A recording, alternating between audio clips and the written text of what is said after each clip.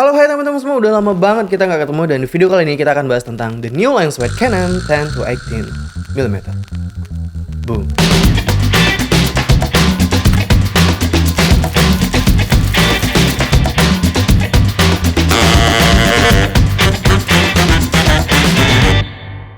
Halo hai teman-teman semua, udah lama banget kita nggak ketemu, udah hampir sekitar 3 bulan lebih aku nggak upload video di YouTube. Dan sekarang aku ingin perkenalkan ke kalian the new my equipment, yaitu the new LensWide from Canon. Tapi sebelum kita melangkah lebih jauh dari video ini, I just want to say thank you for my mom, karena beliau udah memberikan aku satu hadiah spesial ini dan sekarang aku baru sempat untuk mereviewnya. Tapi ini nggak cuma satu-satunya hadiah spesial, melainkan juga ada satu hadiah spesial lagi yang mungkin akan aku gunakan, yang mungkin akan aku buat dalam satu bentuk segmen video di video selanjutnya.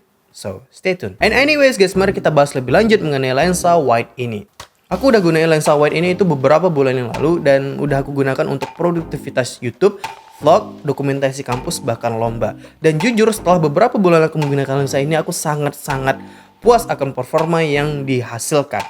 Kenapa? Karena lensa ini itu menjawab semua kebutuhan yang aku butuhkan. That's it. Tapi nggak mungkin cuma gini aja kan. Dan untuk membuat video ini lebih panjang, ya karena untuk algoritma YouTube, ya tau lah ya. Mari kita buat untuk kelebihan dan kekurangan dari lensa wide ini. Let's go.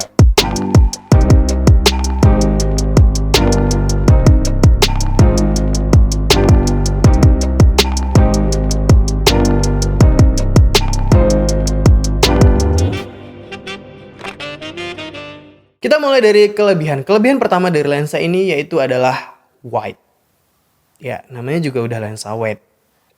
Oke. Lensa ini itu memiliki focal length dari 10 sampai 18 mm, dimana itu which is wide banget. Maka dari itu aku nggak heran kalau lensa ini tuh sangat amat cocok bagi kalian seorang vlogger atau mungkin cinematographer, videographer atau bahkan fotografer yang suka dengan footage landscape.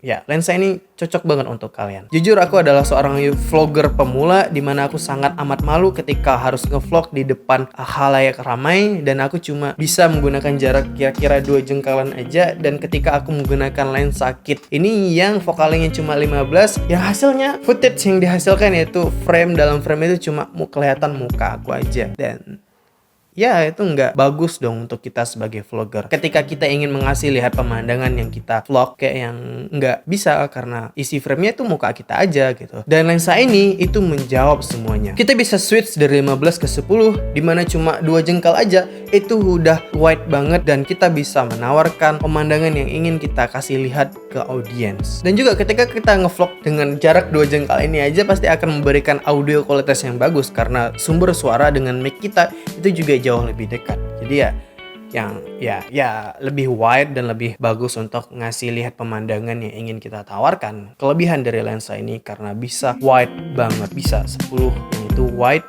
banget. Ya, that's it. Dan kelebihan kedua dari lensa ini itu adalah autofocus dan juga image stabilizer yang ditawarkan. Untuk autofocusnya sendiri, gila ini lembut banget dan nggak berisik. Itu karena lensa ini tuh udah dibekali dengan STM, stripper motor atau silence transition motion. Itu sebabnya yang ngebuat hasil dari lensa ini itu terlihat lebih smooth dan nggak shaky, nggak goyang. Ya, that's cool. Dan juga untuk ring dari lensa ini tuh kayak halus banget gitu. Kayak yang lembut banget gitu. Ketika kita ingin switch dari 10 ke 16 atau 18, itu juga nuansa yang ditawarkan itu lembut banget. Gila, lembut parah. Mungkin pertanyaan kalian apakah lensa ini bisa untuk bokeh? Jawabannya tuh bisa banget. Tapi kalian harus gunain jarak lensa dan objeknya itu deket banget gitu. Tapi ya kalau ditanya bisa untuk bokeh atau enggak, bisa. Kenapa aku begitu excited dan gembira ketika aku punya lensa wide ini? Itu karena sebelumnya aku juga udah punya lensa, tapi nggak lensa wide, melainkan lensa fix, yaitu lensa Yongnuo 50mm. Emang sih bukanya besar, yaitu 1,8. Tapi depth of field yang ditawarkan ketika kita untuk videographer itu kurang banget. Untuk video itu kurang banget. Tapi kalau untuk foto itu aku rekomendasiin banget. Itu sebabnya kenapa aku begitu excited ketika punya lensa ini, karena cepat dan juga smooth. Dan aku nggak perlu khawatir lagi ketika aku pengen tag untuk video. Aku nggak harus mengkhawatirkan apakah video yang aku tag ini apakah fokus atau enggak, karena aku udah yakin hasil yang dikeluarkan dari lensa ini pasti tetap fokus. Dan itulah kenapa aku sangat puas dengan lensa ini, karena menjawab semua kebutuhanku sebagai seorang YouTuber, vlogger, dan juga videographer. Ya, Setelah kita bahas dari kelebihan, kurang afdol rasanya kalau kita nggak bahas dari kekurangan dari lensa ini. Let's go. Pertama, kekurangan yang mungkin kerasa dari lensa ini itu adalah build quality-nya. Mungkin iya, kalau digenggam itu memang enak, kerasa compact dan enak banget lah kalau dipegang. Apalagi kalau misalnya ngevlog tinggal kayak gini doang. Tapi yang mungkin kalian harus perhatikan bahwa lensa ini itu terbuat dari plastik. Jadi sehingga yang kita khawatirkan ketika lensa ini jatuh ya pasti akan merusak. Dan ya aku nggak mau akan hal itu terjadi. No. Tapi kalau kita perhatikan, solid dari bahan yang digunakan untuk lensa itu kebanyakan terbuat dari plastik. Bahkan untuk lensa kit dari kamera ini itu aja terbuat dari plastik. Jadi sebenarnya aku tidak terlalu mempermasalahkan masalah ini, tapi yang perlu kita perhatikan, perlu kita garis bawahi adalah kita untuk selalu tetap berhati-hati agar tidak terjadi hal-hal yang tidak kita inginkan jatuh or something like that. Dan ya. Kedua, selanjutnya untuk kekurangan kedua dari lensa ini menurut aku adalah mengenai masalah harganya. Berkisar dari 3 juta ke atas untuk orang-orang seperti aku, manusia seperti aku menganggap kalau lensa ini itu ya tergolong mahal. Tapi kalau kita lihat dari jajaran lensa wide lainnya, contoh kita ambil Sony, itu untuk lensa wide-nya sendiri itu bisa 8-9 jutaan. Bahkan untuk Canon sendiri yang IFM-nya aja itu bisa 5 jutaan. Jadi sebenarnya lensa wide ini itu tergolong murah di jajaran lensa wide yang lainnya. Dan tergolong murah untuk orang-orang yang berada. Sebenarnya pandangan apakah lensa wide ini itu termasuk kelebihan atau kekurangan itu berdasarkan kamu. Tapi dalam kasus ini karena pemeran utamanya adalah aku, dimana aku adalah seorang YouTuber pemula dan aku belum dapetin AdSense atau apapun dari YouTube, maka aku mengkategorikan bahwa lensa ini termasuk kekurangan karena masalah harga. Ya.